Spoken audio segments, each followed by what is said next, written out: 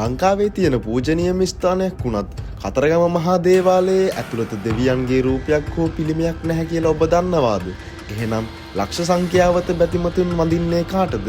අද අපි හෙළි කරන්නේ කතරගම දේවාලයේ වසර දහස් ගණනක් තිස්සේ රහසක්ව පවතින ඒ අද්භූත යන්ත්‍රයේ සහ තිරහත පිටුපස ඇති සැබෑ කතාවයි.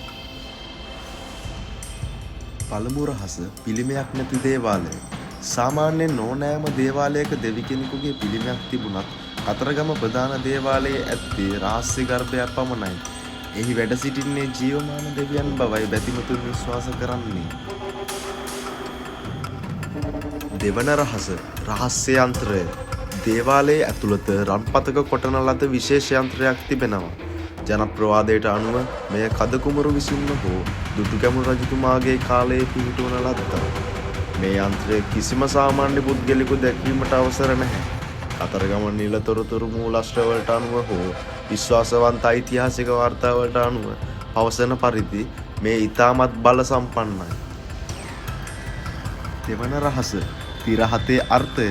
දේවාලයේ ගර්භය වසා ඇති තිරරෙදි හතෙන් සංකේතවත් කරන්නේ මනුෂ්‍යයා සහ දෙවියන් අතර ඇති පරදා හතයි.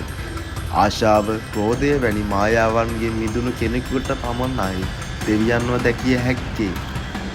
මෙවැනි අද්භූත සහ පූජනීය තොරතුරු දිගටම දැනගන්න අපේ channel එක subscribe කරලා bell icon එකත් click කරන්න. ඊළඟ වීඩියෝ එකෙන් අපි හමු වෙමු ඝන දෙවියන්ගේ අලිහිස පිටුපස ඇති රහස් සමගින්. ඔබ සැමට දෙවි පිහිටයි.